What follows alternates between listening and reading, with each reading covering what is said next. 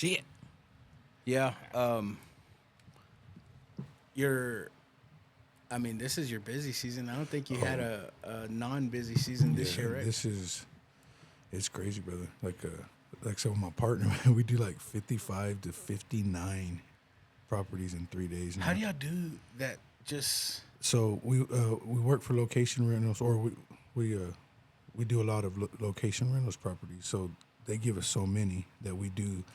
Man, we do duplexes. So sometimes we do 8 or 9 different duplexes all on one block or 2 blocks.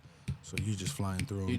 okay. And then the equipment, my partner. So you're not traveling because they're all like. Yeah, not all. Now we do go all over town. No, I know, but yeah, they're in the same vicinity. So one day we try to bust out on the west side. The Milwaukee and Wolford and West Side. My partner's smart. He stays away from the east side. He's like, "You want those jobs, Thomas? I'll take them, bro." I don't know. I guess I'll save it for off there to tell you because I might get in trouble. Yeah, but, yeah, bro.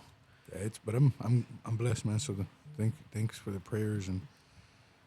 For good. Sure. It's been good, man. How did the party go? It was good, bro. It was a good little turnout. Family, not the biggest crowd, which we weren't expecting, but we had my cousins and shout out to San Juan. He showed up, him and the family and his partner showed up and blessed my girls. And, yeah, I was upset, man. I wish I could have gone. Dude, oh man, we had family that worked them in, and they felt bad. I was like, dude, y'all there in spirit. The girls had a good time. Shout out to Kipo, man. He got down on it, bro. He's badass. He really did, dude. Music. Yeah. It was funny because my cousins were old school, so we weren't getting up. They weren't up dancing as much at first, and he's like, man, am I doing everything right? I was like, bro, just look at the tables. They're all jamming out, freaking each other at the tables. It's like 90s style, bro. But no, shout out DJ Kipo, man. He did, it was fun, man. So it was good. Yeah, shout out that puto. Yeah, shout out that puto. Yes, sir. But yeah, man. Shit. I was gonna tell you something and I fucking forgot. Must have been a lie. You want to see me in my leopard G-string again? Exclusive. Oh, that's what it was. Did you listen to the last episode? Oh yeah, with the did you know about those 2 wrestling clubs that they were talking about? No, that Jake the guy. Yeah, no, I was actually my daughter. I was kind of telling her about that. No, I didn't know that at all. Yeah, I was gonna ask if you knew about them. Yeah, they're growing, man. There's a lot. It seems to me like there's beef between the 2 groups. It's growing, bro. Like the head coach at Lubbock, and then you have the ones out there at in the Cooper area too. They're involved in all that and the stuff that comes to town. So what does Genesis want to do when she graduates? Man, she wants to coach. Like when she was at Wayland, she's going to take off the summer, and then she'll have a year left. But she wants to coach. She wants to do that type of coaching. She wants to teach. Yeah, she wants to teach and that type of field because they're an NAIA, but they especially the women's program, they have connections to the Olympic trials and stuff. So there's so many opportunities there. They have their Tamara Stock was their national and Olympic champion, and Genesis got to they know each other, and Genesis was in Houston or somewhere for a tournament, and she ran into Tamara Stock, and she remembered her. She was like, "Dad, that made me feel like I was special." Oh, badass. She was like, "Yeah." She was like, "I remember you're mighty me." She hypes her up. So yeah, she wants to be a coach. Whatever doors open up for her, right now she's kind of just working and starting to pay some of her college loans off, little loans that she has, but just facing the real world right now. So. College loans are forever, bro. Oh yeah. Oh yes, ma'am. If you don't mind. Definitely. They're forever. Definitely. Oh, she's starting to understand that now. She's starting to understand that. You got loans too, right? Yeah. Yeah. Oh, yeah. They'll get rid of. They'll get written off. Yeah, hopefully. Forgiven. Everybody's on that forgiven shit. Yeah. My brother Mike, he's like, I still pay loans. Don't feel bad. Fuck, man, we ready to start the fucking show? Let's get it. We got some high energy going today. Here we go. John Eric. Media.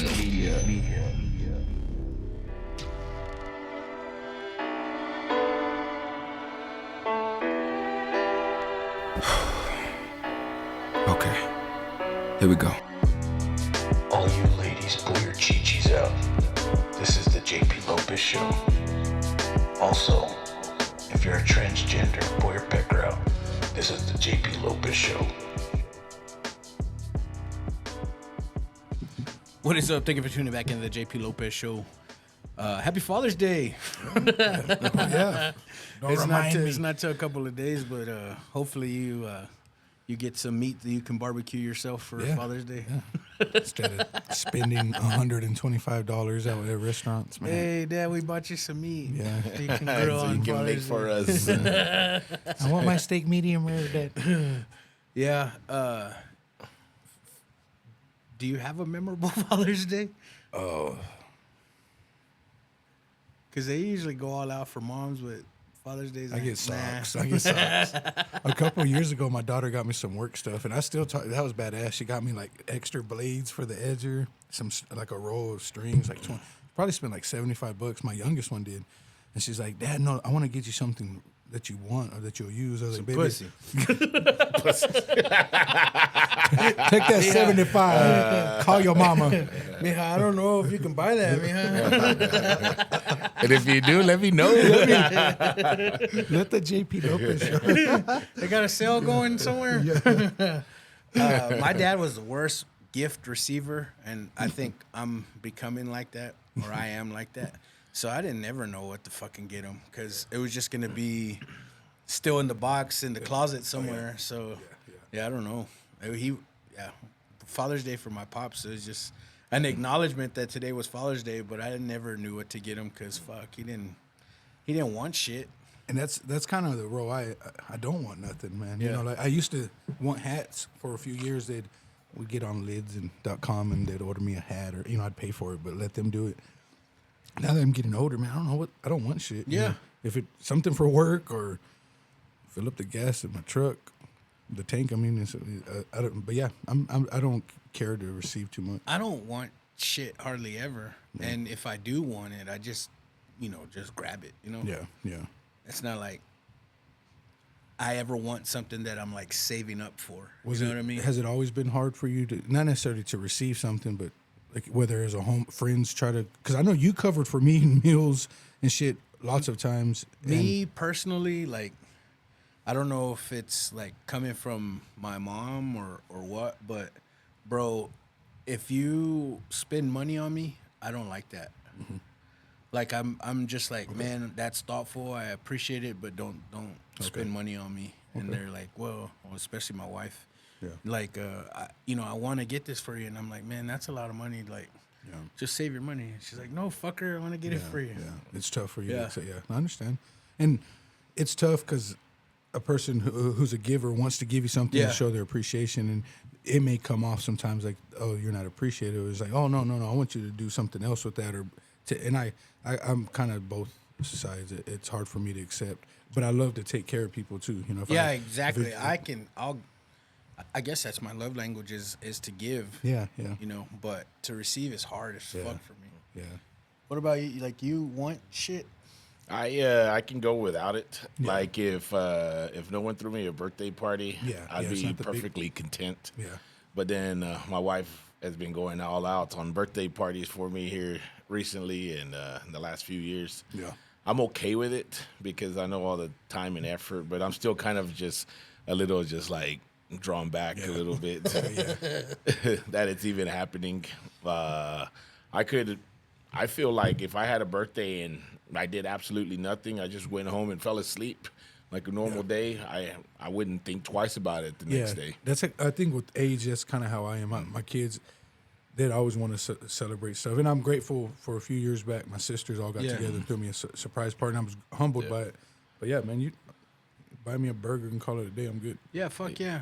But like want shit. Like, I really don't want like the only thing that I really do like is if you found something that that you knew that I was going to like, and they're like, "Hey, I found this. Hey, I got it for you." Like, "Oh, fuck me." Okay. Yeah. But anything else like a World War II helmet with a bullet hole in it. that right there, if you gave that to me, I'd be excited. Crazy shit. Yeah. He's got one. No, oh, you actually have that. I have one. Okay, that's cool, crazy shit. That's cool. You crazy. gotta think.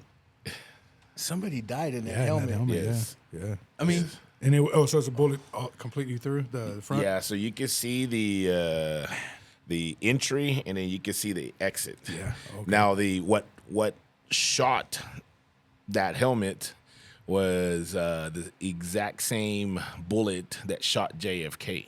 Ooh, shit. And so that's what JFK's head probably looked like. Fuck. Because How do you know that? Like, because they know what caliber of bullet shot JFK. no, Yeah. but And- they also know what caliber of bullet shot that helmet. and the bullet that shot JFK was surplus from the World War II. Yeah, yeah. Oh, I've seen a shit. video. Yeah, Yes. yeah. I've seen stuff like that. Yeah. So I love shit it's like and that. it's I have a few of those bullets at my house. They're about this long.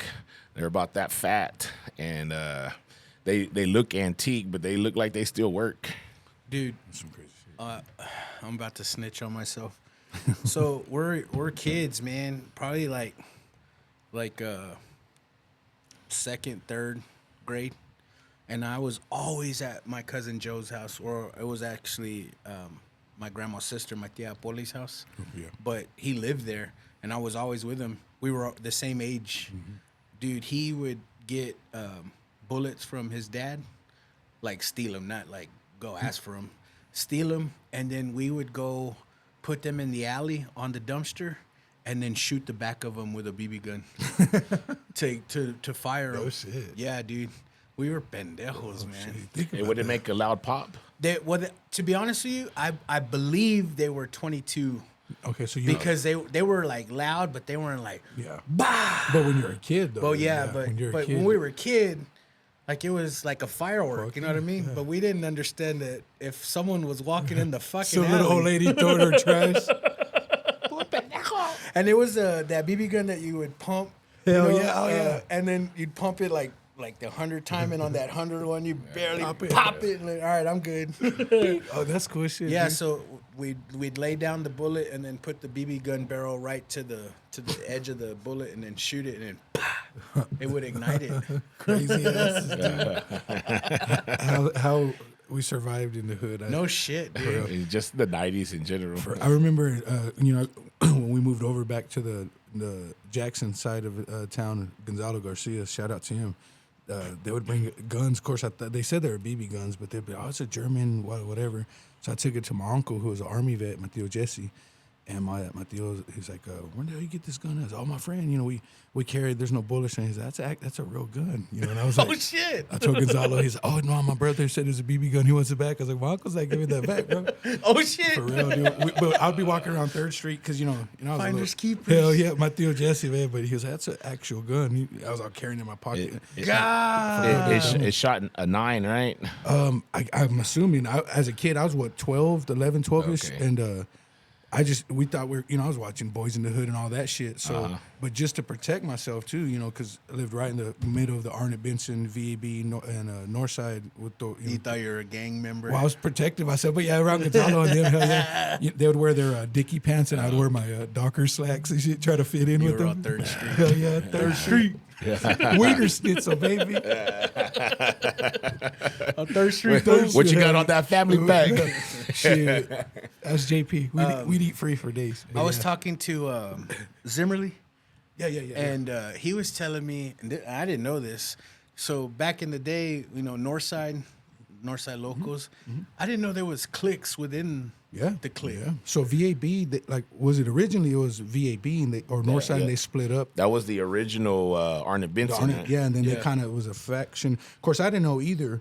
I was just remember you'd hear VAB and Northside locals and blah blah blah. Well, my cousin Roach, God rest his soul, he would fill me in on that. But yeah, it was kind of like the brothers and cousins. But yeah, he was saying like they were all Northside, but then there was 3rd Street, and then 3rd dead Street. end Duke Street, Yeah, and yeah. then some other ones. And I was like, you gotta be shitting second me. place and shit. Yeah, I didn't fucking and know that. when we're kids, I never comprehended that either. Yeah. But yeah, their own little crews and.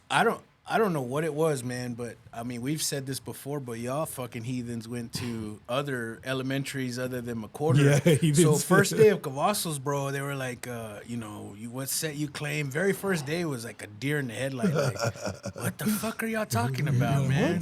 And they're like, yeah, you wear red, blah blah. You North Side. I'm like, Nah, man, this is a tech shirt. Go red. When we went to Jackson, because I moved over there from Bayless, I grew up in the north side, but we moved out away when my parents divorced. So when we came back to Jackson, they were part of the VAB clique. So they would tell me, I was a little kid, and they're like, on Fridays you wear red or black or gray. And I'm like, all right, cool. So I thought it was Texas Tech too. And Mike and then my brothers knew that. But yeah, we'd get together in a circle, and they, mind you, 5th and 6th grade, bro. I had never smoked weed then, and they'd be smoking weed, passing it around to each other, and the little gangster chicks putting on their makeup there because they couldn't do it at home. So I was kind of like, what the hell's going on? I kind of like that. Gonzalo and all them. So, yeah, we would be shooting dice before elementary school, bro. And, yeah, it was crazy shit. Me being, dude, we knew nothing right? So at Cavasso, same shit, bro. First few days, bro, they're clicking you in. I'd have to tell them, my cousin's part of y'all, goddamn it, leave me alone. I think I got jumped into Northside like 100 times. That's about how many times I had to go piss in the restroom at Cavasso's. As soon as you go piss, the lights turn off and you start swinging. You put your fucking dick up because you're about to get hit. Their recruiting would always be like, man, all the girls like you if you're Northside. So I was like, I thought about being a gangster. I was just too much of a nerd, bro. So yeah, and they didn't like you. Did you ever? The girls didn't like me at all. Did you come up with your own gangster name? Oh, man, I used to try to, bro. What was my name? Little Grizzly. Little half-breed. Baby Dreamer. Baby Dreamer. Si se puede. Baby Dreamer. Baby Dr. Martin Luther King. I had Cesar Chavez shirt. No, my gangster days, my dreams were over when I ran into Tank. I've told the story on here plenty of times. Did she fuck you? She tried to. I snitched her ass out. No. Yeah, she was always trying to rape dudes. She literally tried. Or shout out to her, man. I know some of her family, so I won't talk disrespectful. But at the time, it was fun. She could still probably whoop my ass to this day. But still rape. Yeah, still. She was like, "Hey, fool, you want to get high?" And I was like, "Oh no, because I'd always skip. I'd go to school every day, like at 9:00. And I would walk through the old trailer parks, and one day she was like, "Hey, fool, come here." I was like, and I heard stories like, "Oh no, I'm on my way to class," and she's like, "Come here." I was like, "No." She's like, "I said, come here." So I went over there. 7th, 8th, and 9th, Thomas had open period on 8 at 8 a.m. Not through his schedule. He just didn't show up. Mr. Galindo would always be like, "Why don't you show up on time?" Because my mom was a nurse. She went to work like at 5, so I was like, she wasn't there to. I go in when I want to, but yeah, she put a sock over my face with some paint. Made me inhale, and boy, I saw stars. Golly, I went to Mr. Galindo real quick. Mr. Galindo, I'm never skipping again. Let me tell you. I've been scared straight. I had all fucking glitter and shit all over my face. The metallic paint is the best one, right? Yes, sir. I saw my grandma, and she had passed away 3 years before that. Abuelita? I'm sorry, Grandma. I'm not even Catholic. I'm sorry, Grandma. She's just shaking her She's head. all shaking her head at you like this pendejo. And sadly, Thomas, this is not even one of the dumbest things you've done. Yes. Oh, yeah. Or what I was going to do. She's like, look at this pendejo about to get raped by a girl. My grandpa's spirit was like, "Get it, mijo. Just close your eyes. Just close your eyes. You can hear Thomas. I was the most.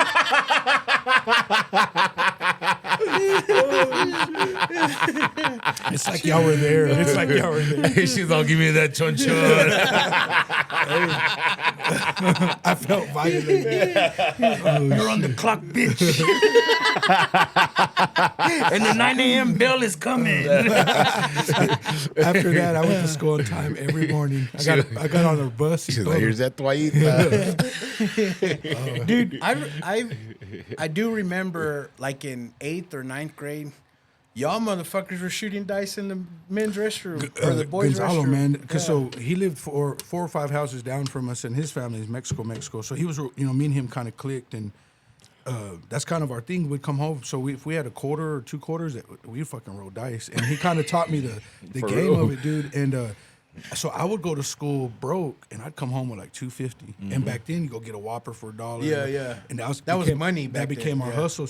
He was the hustler though, because he'd talk shit to everybody. But I know a while back we talked about Eric Salinas on here, and there was one time we played dice in the restroom in the science end, I think. So it was always kind of quiet in that end. I remember I was kind of like a lookout too when I wasn't playing, and I remember they're playing for like $5, so they're high rolling. Oh, yeah. And I think Gonzalo took them for like 12, 15 bucks. So on the way home, we're walking, we stop at Ted's and we eat, and you know they had the games we're playing. Like we had busted a lick and shit, and yeah, we played dice, bro. Yeah. So there's levels of, well, not levels. Should I say genres? What I'm trying to get at is, okay, so when we play dominoes, you know, we talk shit playing dominoes, you know what I mean? Right. But it's a different kind of talking shit when you're rolling dice, dude. It's not, you know what I mean? Even back then, dude, And you'd be worried about that. Yeah. So me never ever shooting dice and then coming up on a game, and it was Georgie playing rolling dice. Oh shit. Bro, like the shit, it was like watching a movie. Like I was so entertained, and like I would be fucking laughing when Georgie was talking shit, and people would like turn around, and look at me like, "Hey, your homeboy," like, you know what I mean? Like, and because it's money involved. Yeah, that's what I was about to say. But It's I'm like like, I'm just entertained, and then Georgie would hit and talk shit, and then I'd be like, "Ha ha," and then people would be like, "Hey, who's this fool?" Yeah, my homeboy's rolling on you. Yeah, it's intense. It really intense, is. bro. Yeah, we were rolling dice 5th, 6th grade at Wolfers. We were playing poker, and then we also had remember those little pull, but it had the little round sliding the little things. pullback. Yeah, we played that too at school, and Damn, I forgot about everything everything was $1. Yeah. Like we were placing bets, and I think we were even Y'all placing. got good to where y'all were accurate at that. Oh little... shit, dude! We can God like a lot of us could just run the whole table like. Yeah. Teach you hustle mentality in 5th grade. So for the listeners, the pool, it's like a toy pool. I forgot about that shit. Where it was like the pool cues were like these little straw things with the little black. I mean the red. They were pull little tab. round sliding I things. forgot about I that completely shit. forgot Yeah, about that no, shit. we played that like a motherfucker almost every single day. Because That was contraband. no, our teacher provided that. Oh, shit. Because we the way that it was all set up is that we would work real hard for like 2 hours, and then we had to take a break. Okay. And like a fun break. There was some snacks and with games and stuff, and that's where we started learning how to play dice. And we started playing poker. We started playing with that. Domino, motherfucker. During rest playtime, right? Yeah. So I wasn't the only one, and I'm sure I wasn't even the best one, but everybody, all the dudes could like run the fucking table, dude, on that game. Y'all were running y'all's own pool hall in 5th grade and shit. That's how Sonia. that's how we rolled out there. Yep. That's badass. cold one, A bitch. cold one, bitch. And then when we were at Cavazos, what was it called when we were in the barracks? It was some kind of It was after we left, like Yeah. C something. Yeah, Ramos was telling me about that. I don't even remember what it was called, but I was out in the barracks. It was for the little tontitos. Yeah, right? it was for the special classes. It No. was. I think it was for the hood motherfuckers Yeah. to take them out of. It really was. from the learning of the other magnet kids or whatever. Ramos, I think, segregation. if I recall his story correctly, I think he said for like a whole year that he was there, all he did was just sit there and do nothing. Dude, we did most of the stuff that we did was we're just hanging out. Yeah, that's what he said, like- and we would go into the restrooms with chicks and Yeah. stuff. Oh, yeah. And And then he said Smoking. like they pawned it off on y'all like it was like this badass. Yes. yeah. Well, I remember going on Friday, on Friday classes, we would go up there for the first few months. And I shout out to Kipo again. I remember going up to there with him one time, and we were just sitting in the barracks for like an hour and a half. If y'all had a teacher, it was like a student teacher sometimes. No, it was actual real teachers. It was? But Okay, they yeah. were They just didn't care? they just They didn't care. babysitters. Dude, every single day, and I'm not even What the fuck, you're right. exaggerating. Every single day around 1 o'clock, I guess, we would watch Jerry Springer. No shit. Every single shit. day. So we saw Jerry Springer all year long at school. But Jerry Springer, that was like 95, 96? Yes, the That good Jerry. was That the was best no, I Jerry know it Springer. was Jerry Springer. It wasn't Titties the and all, yeah. Bro, no, that it was when the- you're like, man, I gotta watch tomorrow, man. Yes, for sure. So we always we would finish our work and then we'd watch Jerry Springer. It's like, man, can we watch Jerry Springer now? And she's like, yeah. And dude, and she could hear the vulgarness of it, but it was it was entertaining. Yo, that's to us, what right? would get us to do our work. Jerry Springer. Yeah, Jerry Shout out fucking Jerry Springer, man. Hey, they were like, y'all want to go to the barracks? The TVs work back there. Oh, fuck yeah. Fuck yeah. Jerry comes on in about an hour. Yeah, dude, it was a free for all. We did a little bit of work. We didn't learn fucking jack shit. I'm gonna go off of that for sure. Yeah. And it was a goddamn fucking waste of time. They canceled the toss test for y'all. I passed They it. did party and I shit back passed there. it the first time I ever took it. I didn't have to ever take it again. Oh, I thought No, I'm done with you. Hold on. What test was it that the one we took every year? The task. Task. Task. TASK. That's what I yeah, meant. the task. But but that one that you need to graduate Yeah, high school, that one's we in- started it freshman year. Yeah, that one's in ninth grade, and right? then you could repeat it Until you finish it all, until yeah. you I knew finish. motherfuckers that were trying to pass it like a couple months before graduation, Yeah, bro. me too, bro. When I went to Matthews, a few of them were in there trying to pass that shit. They were surprised. I passed mine on my first everything my freshman year except math. And then I had to do it my sophomore year, and that's why I tell that story. I was trying to copy off of Felix Robles. He's giving me all the answer, and then he turned out it was two different tests. I'm gonna tell you this: I failed task, right? As if that's right. Every fucking. Oh year. yeah. I Me just too. because I didn't give a fuck, Yeah. right? But then I got scared when they said the toss, and if you don't pass it, and I passed it the first try, all 3 rounds. think that's probably what- So yeah. I was like, oh yeah, that fuck that. Like, I could have passed this whole time. Yeah. Oh, yeah, I was that way too, bro. Once you had to take it serious, it's like, oh fuck, I better try for real. yeah, now. because it was like I remember in Cavazos they would block off like the whole week for that test. Yeah. So it was like snacks and drinks and shit. So I didn't give a fuck. I just wanted to fucking, eat snacks and drinks. I was gonna sleep that day because they'd have that shit cold. I was like, I'm gonna sleep for about 4 hours because I'm gonna fail anyway. That was kind of my attitude through junior high because I skipped so late. And luckily, Mr. Galindo, man, I've said it before, him and Mr. Caldwell, they just saw something in me. They could have easily sent me to Star or something for missing Yeah. so much, but they'd pull me in. Yeah, and they could have. they should have. They should have. They'd have me in their office, and I tell people didn't believe me, but sometimes Mr. Galindo would go get their lunch, and they'd bring me lunch too. And the old counselor, was it Miss Morgan or some shit like that? Miss Carol I Morgan. never saw that lady. Yeah, she. Yeah, she. They just. They saw something in me, man. So luckily they didn't fail me, and I don't know how I got out of junior high. High school I get it. I had some help and shit like that, but yeah, junior high they just probably felt bad for me, or they knew I was getting molested. I'll never stop saying this story, man. But my bedtime was like I think 11 or midnight. I don't remember, like 8th and 9th grade. So I would sneak the phone, under my bed and call Thomas. It'd be like, I don't know, 1 o'clock on a school night, and his mom would answer, and she'd be like, "Is Tommy here?" And then you'd hear her like asking whoever's in the house, and then she's like, "No, he's not here." And I'm like, "It's fucking 1 a.m." And she was a good mom. I would and be then I'd see gaudy. him at school the next day. He's like, "Where the fuck were you? I called you at 1." He was like, "Oh, blah, blah, blah." Like, God dang, It was boy. the Northsiders, bro. The Northsiders. So you had your pistol. That was your pistol carrying days. I was the little Miklo. But yeah, I trip out anytime you mention that because it would be like that literally on a school night. And I wasn't a bad kid, but we'd just be out fucking around. And of course, my brother being a college age kid, he'd have his fraternity brothers over, or we'd be bullshitting. But yeah, it'd be like 12:30, and I would try and get them to come. They're like, "Oh, my parents made me go to sleep at a certain I got a time." bedtime. Yeah, bro. I got curfew. We got school tomorrow. You guys go to bed? That's why we wake up in the morning fresh, cabrón. That's why we make 8 Ready for my a.m. Fruit Loops. That's why we make 8 a.m. classes, cabrón. Now I know.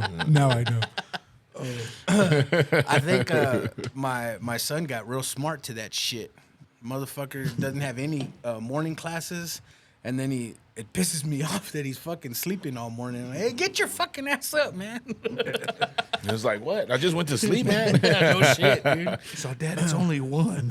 He goes, man, I've been clapping cheeks this entire time, Dad. So, Dad, if you knew what I was doing, you'd understand. Oh, I know what you're doing. Motherfucker, I've been there. I've been there. That's what's up, man. Tell them to enjoy that youth, man. I think about, just even the stories here in y'all talk, 20 years will fly by. So yeah, man, because it literally seems like just a couple years ago, I was picking him up in elementary Yeah. school. Oh yeah. Oh, I bet, bro. And the I bet. motherfucker's already a junior at Tech. So, but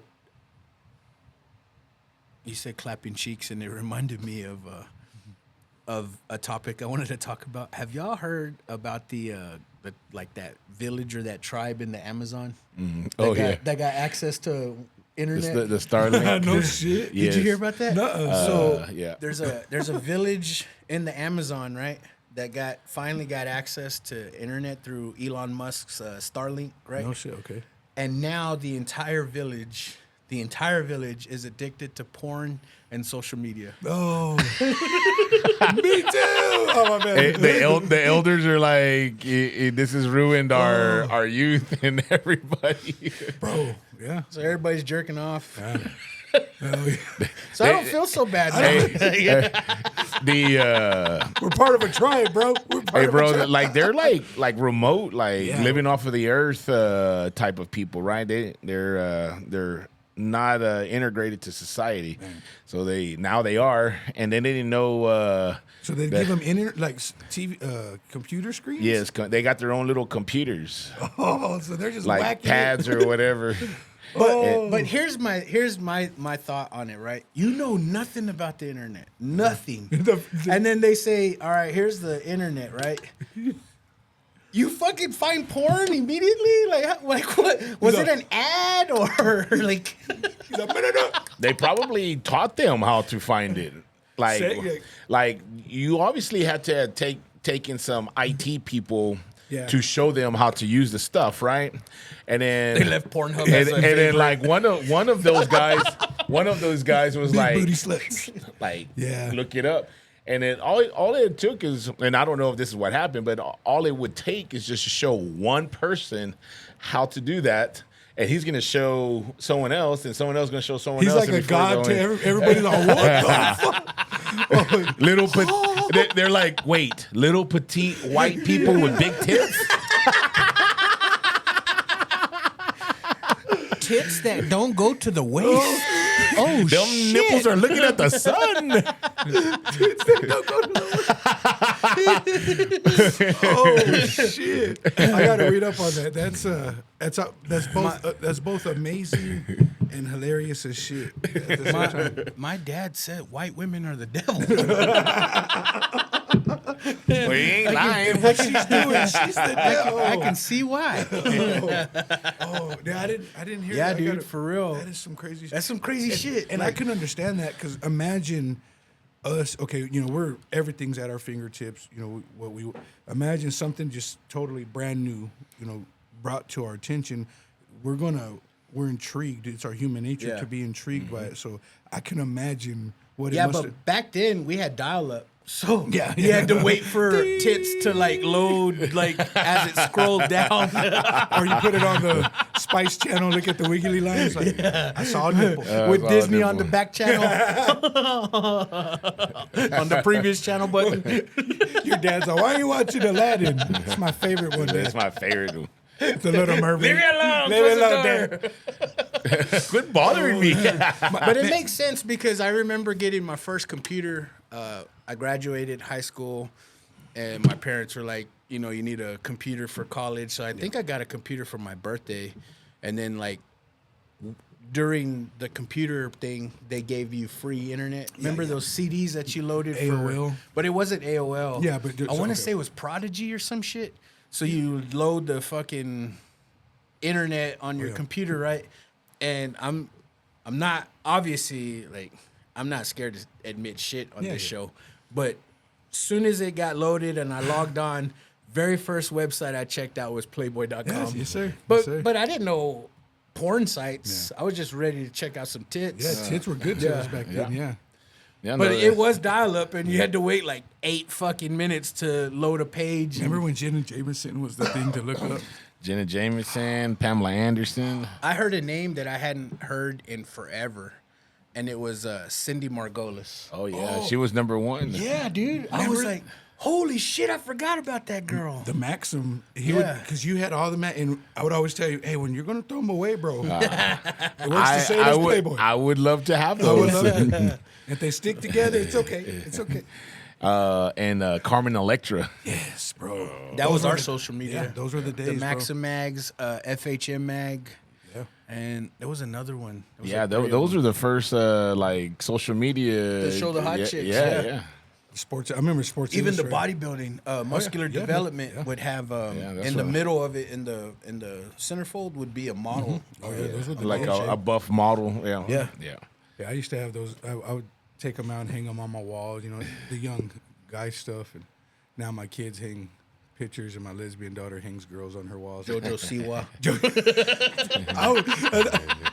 That little girl gets on my fucking nerves. Yeah, man. she does, dude. But I tell Genesis, Gosh, she gets on my I was like, fucking Genesis, nerves. that's one of you right there. She's like, shut up. She gets mad. I was like, That's "Yar." one of That's- you. or that's- You sorry ass. Not because she's just gay, but she's butch gay. I just play just. Yeah, But yeah, that JoJo chick, man, I don't know why she gets on my fucking nerves, but she does. Camila Caballo. Have you seen her? Oh, dude. No. Yeah. Yeah, She was in what group was she in? you got me. I don't know. I think I know. My daughters feel me, and you said a group. She was in I can't remember what group. But Was it Disney group or something? No. It was a girl group, and then she came out and did her own thing. She's got a ass for. Yeah, I think I know what you're talking gosh about, yeah. almighty. My daughters show me some of them, and I'm just old now, man. A lot of these girls, I don't know who in the fuck they are. And I don't know what it is, man, but that Latin singer that you went to go see not too long ago at the Spirit Arena, Oh, was his name Leon? Leon, yeah, Karin. yeah. Did you hear people are canceling him now? Oh yeah, Yeah. probably because he's trying to. His art came out for his new album, and it's a demon like grabbing him by the mouth, Oh shit, yeah. and like you can like he's pulling his mouth like, and then I want to say like the name of the album is called like something Gara or something, but anyways, people are canceling him because they're like, man, you already fucking switched to the dark side. Yeah, that's crazy. It's kind of Yeah. like that Doja Cat shit. And I get the industry. There's gonna be controversy sells. But dude, they're plugging that demon Oh, yeah, yeah. shit Oh, yeah, bad, hard, bro. man, Bad. heavily. Bad. Like I think Justin Timberlake has a video of a fucking devil. No shit. See, Yeah. I'm so far out of the loop. I don't keep up with it as much as I used to. But anything that, man, I don't watch scary shit because of that. The joke is I didn't ever watch the Grudge or The Ring. What is it? The Ring? Was the old scary movie one of those? The Grudge. One I of don't those. watch horror. Period. Me neither. Because they used to be funny to me. Like it Right, was right. like corny. Yeah, Michael Myers. But and shit then like that. now they've gotten with CGI Fucking like so gory and- advanced. yeah. I still don't fuck with it though. I used to jokingly tell my sister, and you wonder why you have insomnia or you stay up till 5 o'clock and scared shitless. Well, watch what you. It's kind of like what we consume You in our wonder body. why you're depressed and got anxiety. For real, watching fucking You're- demons yeah. and little kids' necks And snapping. listen Like, what the- to murder mystery yeah, podcast all and day shit. and shit. Yeah. I don't know why I'm not happy. Let me tell you a little something. Yeah. I'm just gonna throw this out there. For sure. Shit, Children of the Corn scared the shit out of me when I was a kid. So now these kids, my kids will want to watch. They'll What- tease me, but I don't watch. What shit was like that. the scary movie with the puppets? Was it Master of the Puppets? Was it Master of Puppets? Puppet Master. Puppet Master? Yeah, those Dude, motherfuckers that scared was the shit out of scary me as too, fuck, dude. And then was it Maximum Overdrive? Yes, sir, with where the the trucks? 18-wheelers Yeah. drove themselves. That's one of my favorite That one movies. scared dude. the shit It out of me, scared the too. shit out of me. But one of my favorite parts was the old man. I guess he's a mechanic, and she's working on a truck, and his old wife comes out. She's like, "Louis, are you dead?" He's like, "No, I'm not dead." You know how I would be disciplined as a kid? My mom and my grandma, when I'd be acting like wild and shit, my mom or my grandma would be like, "I'm gonna go get Carrie." The movie Carrie. I don't know why I was so afraid of that. Fucking That scared movie, the shit out of me dude. as a kid. Yeah, Carrie was that was a good one. Were you ever disciplined by a movie? I couldn't watch movies if I was disciplined. They took the movies away from your ass. Yeah.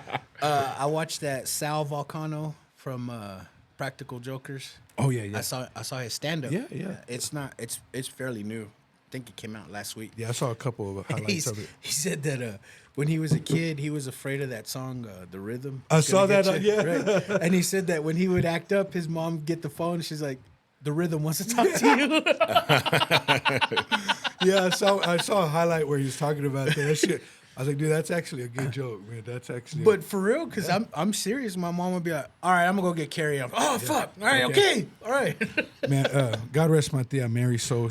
All my aunts and uncles were crazy as shit, but the way she would scare me is she'd get a potato, just a fucking potato, but you know they have spuds, and she'd be like, Tommy, she'd scare me. I was like 3 years old. I remember running, and we were at the one of the weddings we had recently for my cousins. We were talking about that, but yeah, she'd get a little potato stuff. So when I got crazy, I was a bad little baby kid, and they said she would get the potato and scare the shit out of me. So God rest her soul. My tia Janie, she was my grandma's sister. Yeah. She lived across the street from a quarter, so she babysit us until 5 when my mom got off work. I got off of school and went over there, and she was always like fooling around, bro. Like she was a character, man. And I got into her house, and she's fucking with like this piece of meat, and she's like, I guess massaging it or whatever, and I looked at her all crazy, and I was like, what is that, tia? And she put it like not in her mouth but by her mouth, and she goes, and like she got in my face and she like wiggled it, and she goes, it's a tongue. And I was like, oh, and it was a fucking tongue. It was a cow's tongue, right? Oh shit, it was real lengua. Real lengua. So yeah. dude, I don't know if that scarred me or what, but to this day, I'm 42 years old. This was probably like in 1st and 2nd grade when this happened. I don't fucking eat lengua, bro. Yeah. God, Yeah, she scared you like She that. scared me like damn near pissed myself, and she was like, there's a tongue. And I was like, what the fuck? That's probably why I don't Should do have that. slapped you in the face with it. That would have been funny. Give you a cow lick. Cow lick. But for real, bro, I don't fuck with lengua, dude. And if you buy me a lengua burrito, you better tell me it's barbacoa, because fuck that. Yeah, that's probably why I don't. I love lingua. See, I missed out on a lot. Now I probably eaten it more as a younger kid because my tias they didn't fuck around. They'd make me eat it. But yeah, growing up it's the same shit. My aunts would fuck it up for me, man. My tias would mess up a lot of shit. You eat lengua chopped or you like it shredded? I'll do either one. Either way. Okay. Yeah. Okay. So when it's chopped up, yeah, it has to be in a birria consomme caldo. Okay. If it's that, it's just gonna make it taste better. It gives it a different taste profile taste, and it also tenderizes it immediately. So it My has to wife be loves lengua. I fucking hate it. Okay. Well, But I if mean, it's in like a I've been fucking scarred to taco, it. man, it's delicious. Well, when I was a little kid, and I remember y'all talking about 3 or 4, y'all got scarred. When I was 3 or 4, 5, my dad would bring a cow's head home. Oh, yeah. And then I'm like so excited because then I knew what my mom was about to make, and the next day it was going to be delicious food. So I always revered the cow's head. It's just without the fur on it. Here's the cow's head, and I knew it was going to be delicious food. You're right. Yeah. And whatever my mom made, that's what I was going to eat. Yeah. Like, and that's how I always was. Like, I never asked questions. I think I asked my dad when I was like 9 years old, what are gizzards? He goes, it's chicken. And I was like, what part of the chicken? He goes, It's the chicken dicks. he goes, you don't need to know.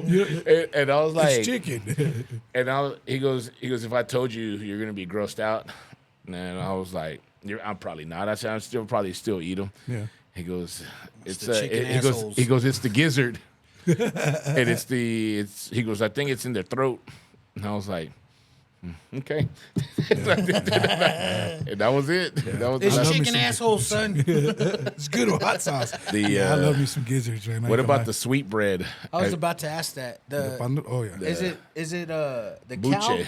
Yeah, It's the cow, right? It's the So if you say it as buche, and it's the cow's gizzard.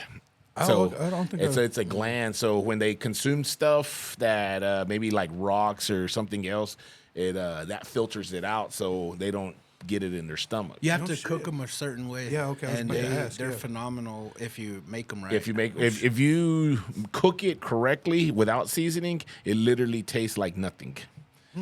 But then obviously you're gonna put some manteca. You want to put some seasoning on it, or some salt at least, and then you put some chile, put it in a taquito. Boom, you're good to go. So if you run into that a sounds good taco place, a very authentic, you're gonna have to order in Spanish. I'm gonna They take you in on that. probably have buche. If it says buche, look anywhere. If it's tacos and it says buche, order it. That's what it is. I thought buche was stomach. No, It's it's the gland. So I don't want your bucci. I want the the sweet boche. bread. Yeah, that's I've never had that really. I never tried Yeah. it. When I was a kid, like raised by my grandparents, yeah, they were all about that. You know, they're born in America, but obviously first generation American. Their parents were Mexico. So man, fond memories of my grandma taking me out to the ranch. You know, I was about to say what did I say in Spanish? Rancho. Rancho. Yeah, ranchito. Man, we would go out there, and those are some of the best memories. And then even up in Colorado. So we're going up there in July for a family reunion. My tia and my uncle, they had a farm out there, beautiful, dude. And back in the day when families would get together and just cook and stay up all night drinking, and if there was a little pond or a lake, you go fishing. So Bro, we would go to Mexico all the time, almost every summer. Yeah. And we'd go to Monterrey, and my dad would give me like, I don't know, maybe $5, like 5 ones. Yeah. And me and my other cousins that were around the same age as me would fucking go off. And like, I'd follow them doing their own shit. that's cool, man. And then meet up with my parents like afterwards at like hours later. That's badass, yeah. And like think about that. You know what I mean? Like you can't fucking do that now. No. Especially like not in Mexico, not in a border town. No, not in the border town. Fuck, dude. Yeah. Not in Matamoros, not in Reynosa, not in Juarez. Yeah, definitely. Yeah. And then I'd come back and meet up with them, and I'd have all kinds of fucking candies and gums and fucking Mexican wrestlers Hell yeah. that didn't move. Yeah, They were right. just in the same. I did that in Matamoros too. Yeah, we just ran off like at the plaza. It was a huge plaza, right? Yeah.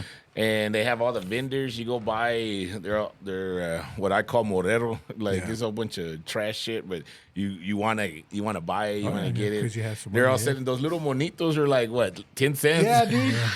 And then you play with them one time, and their mask all rubbed off and shit.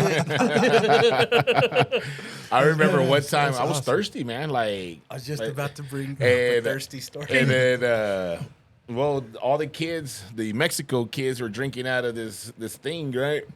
And I was like, God damn, I'm fucking thirsty too. You know, kind of like drinking out of the manguera. And I just drank and drank and drank. I was fine, whatever. And finally, hours later, I guess, I run into my mom. Montezuma revenge. She was. I never got sick. Oh, never? Never got sick at all, because then I was expecting that, because my mom was like, here's water. And I was like, oh, I was thirsty. I had to drink water over there. And she goes, where over there? I go, there was a manguera over there. She's damn near had a heart attack, right? But I never got sick. So that's what helped you get through COVID. I guess because I've been drinking out of the water hose yeah, here, for like real. it's not much better, right? For real. Yeah, so I was just about to say a thirsty story. crazy, I though, over remember my dad going to a vending machine to buy water, right? Mm-hmm. And I was fucking thirsty as fuck. And I was like, let me have some. And my dad goes, no, you don't want this. And I was like, is it beer? He goes, no, it's agua mineral. And I was like, all I heard was agua. I was like, fuck, dude, like, I'm thirsty. Let me have some. And I fucking drank it, and I was like, what the fuck? And he was like, I told you. And, like, he damn near whooped my ass because, you know, I wasted it. But it was a Topo. It was a Topo Chico. And, I was like, who the fuck drinks that shit? And now I can't fucking stop drinking those assholes. Man, for years I didn't know what that was, and I think it was when I was doing the church stuff. We had one, and we're hot, and we're just helping everybody out, and they gave me a couple of those, and I drank in the same thing. I was like, oh. But after a while, so I was like, man, it's not too bad. I like clearly Canadian a little bit better. It was type of- prepping us for beer. yeah. That Hell clear yeah. Canadian had a sweet taste to it, right? Oh yeah. They have different flavors too, but the cherry, what was that clear like blue bottle? They used to sell it at United. Someplace, I think HEB sells it again. And Walmart. HEB has their own little brand of I saw that. mineral water. That's what too. it is. Yeah. So I don't know if they sell. But clearly Canadian, Mm-hmm. I've seen it at World Market, I think. So they still sell they it. brought it back Yeah. because I think for a while it was probably I know it wasn't here in Lubbock. Well, I had seen some people have it at their house. Some of the wealthy people that I was tagging along with, and And I was like, I don't even know what the fuck that is. Never seen it before in my entire life. It's all $5 a bottle. Like, God damn. I don't even know Perrier. I don't even know Perrier. Get the fuck out of here. Where do y'all get y'all's water from? It's like, oh, that windmill over there by Tommy's. That windmill. You got a quarter. Still doing that. We drink RO water. I've heard that's probably the best water you can drink, and I've stopped buying alkaline water because I've read a bunch of shit that's just bullshit. Okay, yeah. So we went back to RO water, which I think HTO is all RO, and then Jacob's Well on 34th Yeah, okay. is a cheaper RO. Okay, I didn't know. So yeah, we get all our fucking water from there. I might have to start doing that, yeah. We've got, I think, like 6 or 7 of those 5-gallon jugs. We go through them like we drink water like a motherfucker. That's good, brother. That's Yeah. real good. And I've been doing this type of work. I have to drink waters. Try to stay away from energy drinks because Yeah, those are bad for your heart, bro. yeah, oh yeah, Real bad. yeah.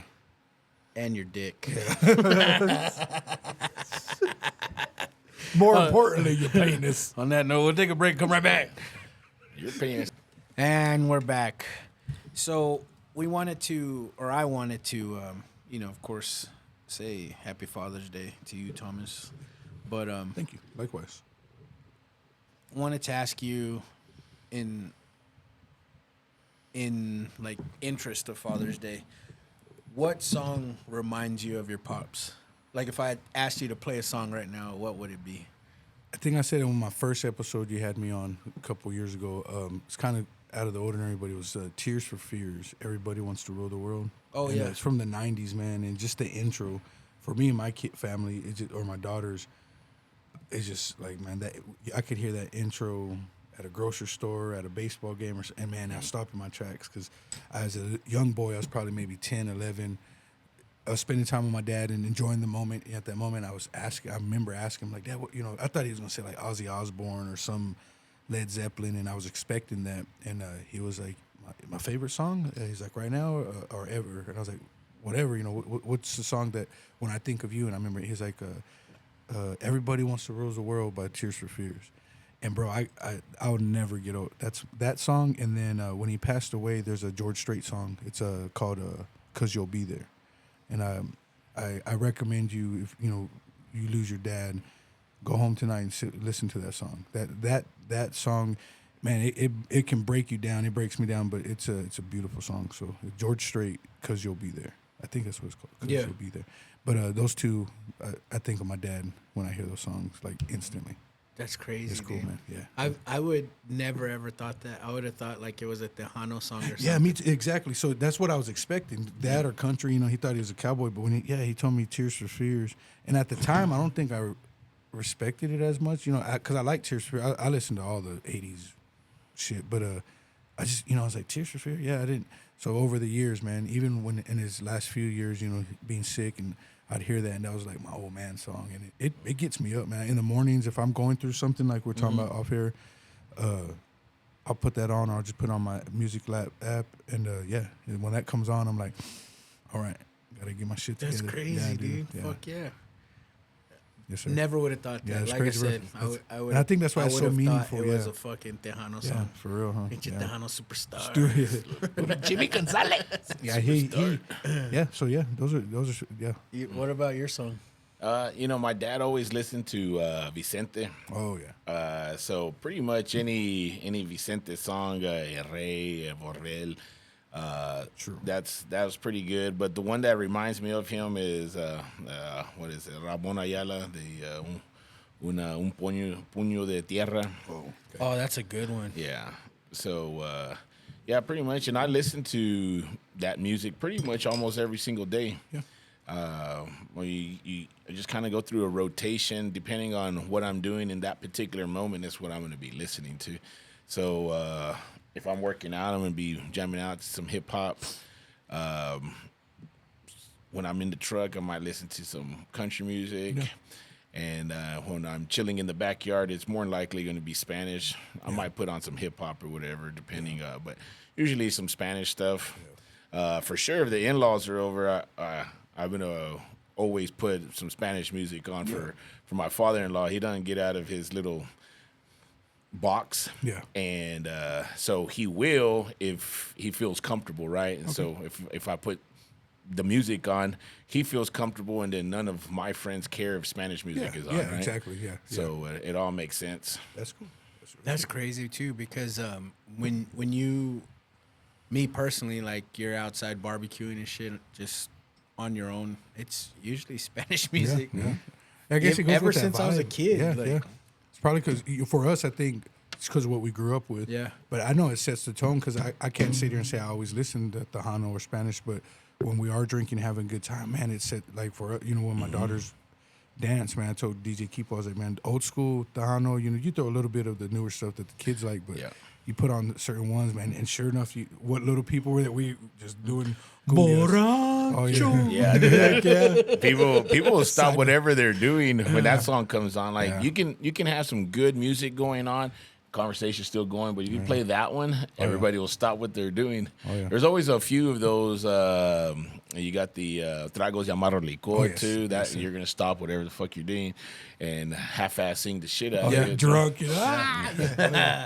Good times, man. Good times. My song for my pops is "Stand by Me" by Benny King, yes. right? And I don't know if that was my dad's favorite song. I really don't. Yeah. But he always played it, really? And like he would always play like fucking Christmas, like he'd fucking wear a Santa hat and fucking play Christmas music during Christmas, and he'd be baking and shit. That's badass. And then he'd sprinkle "Stand by Me" in it, and then go back to. So I just always heard that him listening to So it that meant song. something to him. Yeah. So he passed, right? And Lita didn't know shit about that, right? So we're discussing the wedding, and so we wanted nothing.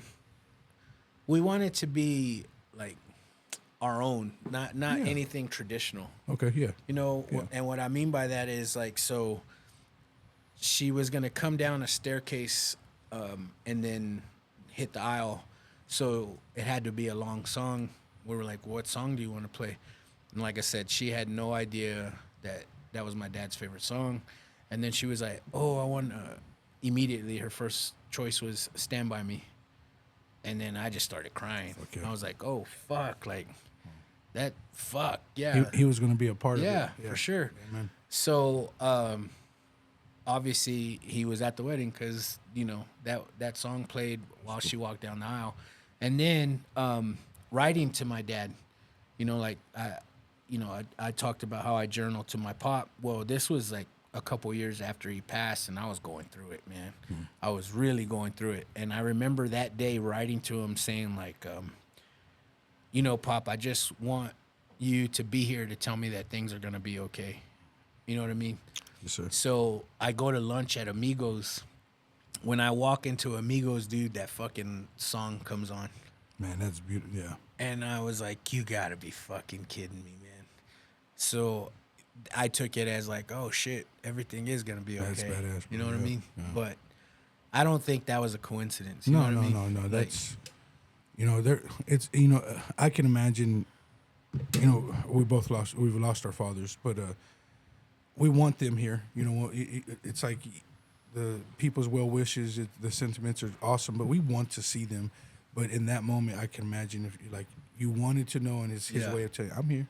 And I feel that same way with birds, man. I've said it before, and my kids call me a hippie, but man, something with the bird. And for me, I struggle with my faith sometimes, but it goes back to in the Bible. It talks about where God says, He'll take care of the birds. What wouldn't He do for us? And there's sometimes, man, I'll be going through it, and a bird will just fly right over my window. Like, and I'm talking about, I can see its ribs breathing, and it's that detailed to me. And in that moment, I have to remember, like, I know God, Creator, my dad, that something's there. You know what I mean? So whether it's a song or something, it grounds you for a second to remind you, like, I am here. And that's beautiful. It's beautiful to have that, man. It really is. It really fucking, like I said, I do not think that was a coincidence. No, not at all. Because that morning I was fucking journaling, going through it.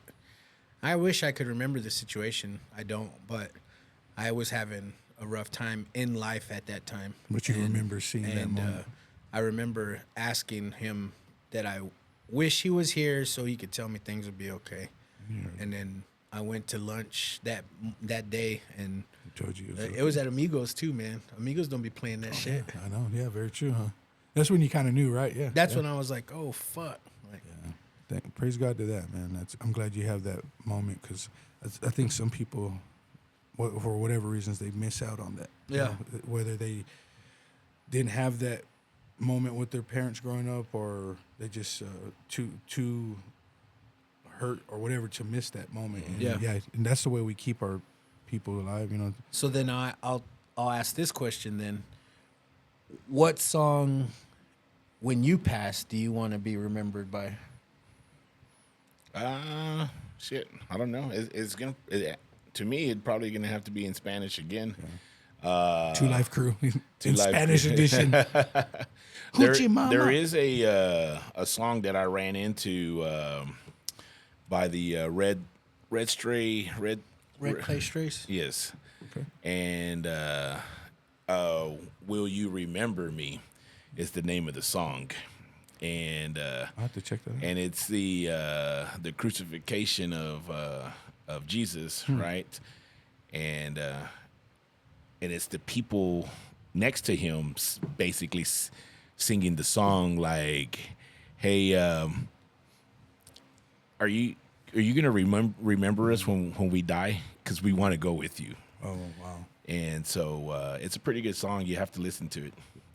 I'll have to look that up. I've Send me been. that. I think it was like a couple months ago where I sent you the Red Clay Strays, and you were like, "Nah, motherfucker, I've been listening to them for a while." I was like, bitch, you should have told me. yo, you didn't tell me. I just found out about them. Yeah, I've never- And I had to check then that out. my wife barely just told me like last weekend. She's like, "Have you heard of the Red Clay Strays?" I was like, "How'd you hear about them?" I thought I discovered them. What?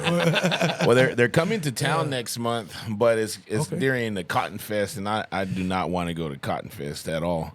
So I'm like, shit. Now I have to figure out another time. I'd rather see them like do a set, like tonight it's them, Yeah. maybe opening up for someone else or whatever.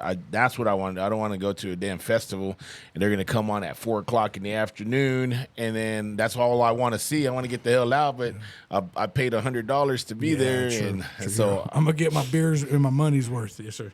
Yes, sir. and I don't like hanging out with drunk dumbass dudes, like young dudes like that are 18, 19, 20 years old. They're so fucking annoying.